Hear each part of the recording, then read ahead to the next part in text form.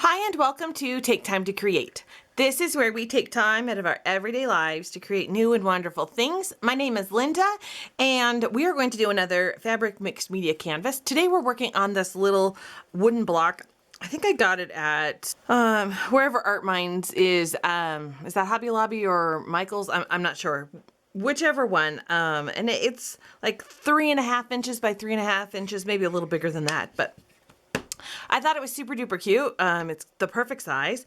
And my inspiration is this ship here. I have this fabric and I cut it out. So I did some fussy cutting and this was the only one that was still intact. And this is just really pretty fabric. I'm not sure. It says Marcus Bros Textiles Inc. on here. So I don't know if that is where the fabric came from or if that's the brand, but that is what it is. And that's just the only writing on it. I don't know where I found it. I'm sorry, guys. When you use repurposed fabric, you don't always know where it comes from. So what we're going to do, standard procedure, we are going to put some fabric on the background. I'm using this fabric and I don't want things super duper wrinkly. So I'm actually going to trim off a little bit of the light blue. I'm going to have light blue in the sky and dark blue for the ocean. And then I'm going to put the ship on top of it. I'm going to put the light blue first. Now this fabric, let's see here. I've had it in my stash and it was a whole set. So it came like these jelly rolls and I don't remember the name. Maybe? Sorry, I don't remember the name. Let's see if I can find a little edge where it's got the printing. Oh, here we go. WilliamingtonPrints.com. I will link them down below. I don't remember where I picked this up, somewhere, but it's very beautiful fabric. I love it. So let's get started. On the base, we're going to put gloss heavy gel on the base, and then we are going to dip the pieces in gloss gel, wring it out just like always, like all of the other mixed medias. I will put some iCards up here so you can check out the other ones I have done over the years. So it's the same procedure over and over, but this time we have wood, and I did not paint it because I really like the edges. I like the kind of rusticy. I think it goes with the ship. Yeah, I guess let's just get started.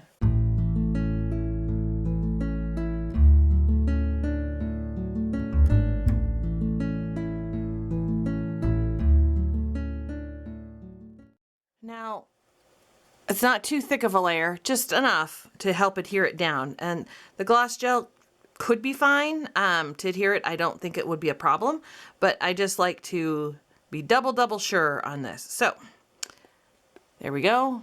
Very pretty. Just kidding. It's just gloss gel. Wear gloves. It keeps your hands neater because you are going to be dipping in and wringing out and making a mess. Take your time with this step, because once everything's dried, it's dry. You can't do anything about it. So, paint is your friend. So any mistakes that you think you've made or you wish it wouldn't have landed that way, but that's the way things go, we'll be painting over the top and it will look terrific.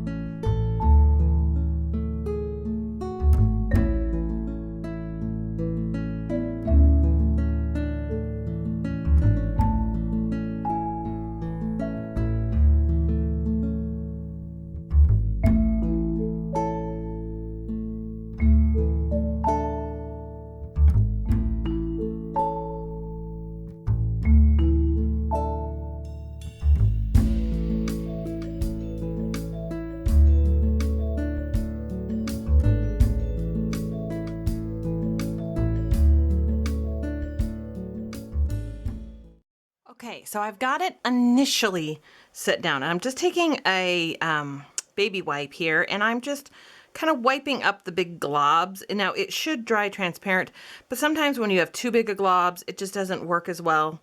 Make sure it's all careful, make sure everything is adhered down. this is your time. Take your time at this point. Wipe up your edges. It always looks better if your edges are a little cleaner. Now, of course, I wipe them up and then I usually paint the edges, but I'm going to leave these wood colored on the edge because I like that. Take your time. There's no rush. This is not a race. We're not trying to make, a million of these in an hour. So just take your time. Make sure everything is where you want it, because when it dries, and you just want to make sure it's all down. If you have things that are too puffy like I do, I'm just kind of smushing some things down. You can raise things up. And at this point, it's really hard to see. You can't see the ship very well because the color is dark. And I picked the dark color, of course, to kind of go with the ship. But it is all really dark. Now, when it dries, you'll be able to see things better. So this is why you want to plan. Plan your fabrics, plan what's going on, because right now it's really hard to see and you're hoping it all works out. And then I'm going to clean my workstation because there's gel everywhere. And then I let this dry. Now I let it dry 24 hours and I let it air dry because I just find that it does better. I like how it looks better when it's air dried. Heat tools could cause bubbles and I need to make my ship a little straighter. He wasn't very straight.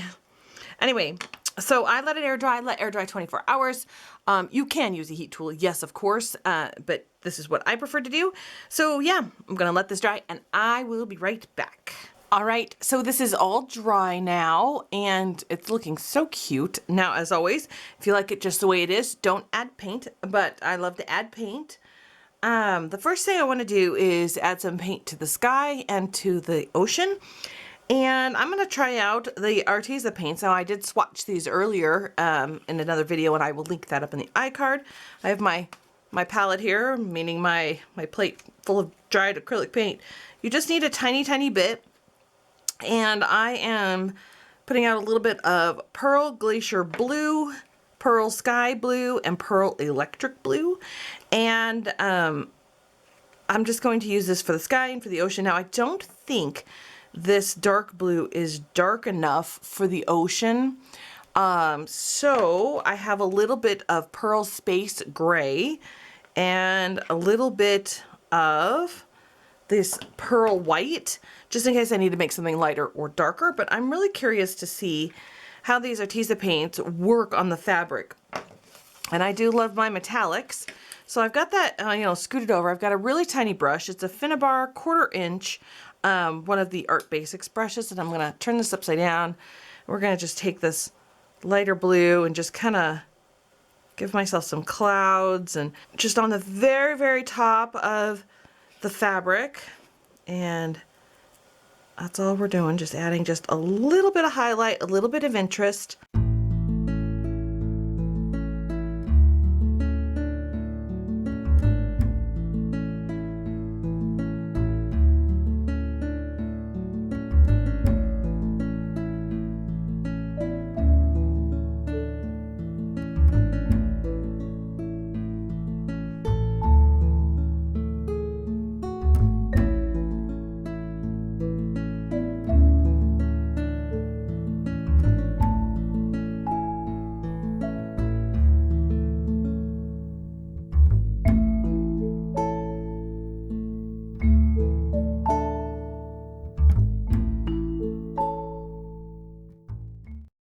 So now it's done with the paint on the sky and the ocean, and I may come back afterwards. I have some liquid pearls, and what I'm going to do is kind of dot it. If I hold it up really close, you can see that there's these dotted lines, and it's not going to be perfect with the liquid pearls. And also, the original fabric shows some waves underneath the ship, and I'm going to try to recreate that maybe if I can. What I'm going to do is just take the liquid pearls, and let's start down here, and I am just going to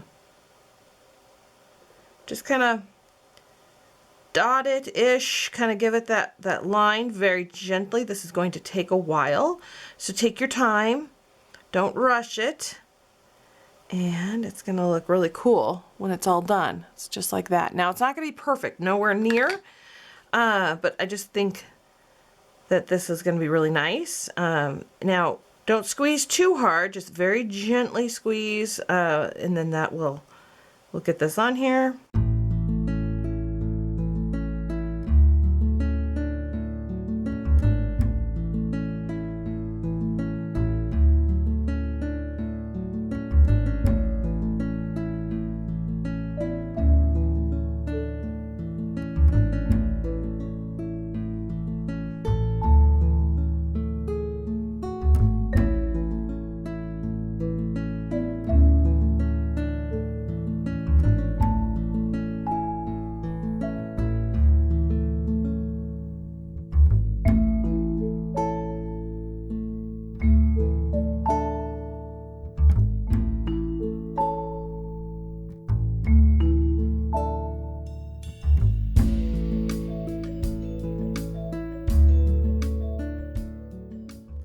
There we go. Look at that. That is so cute like that. Okay, so I do like where this is going.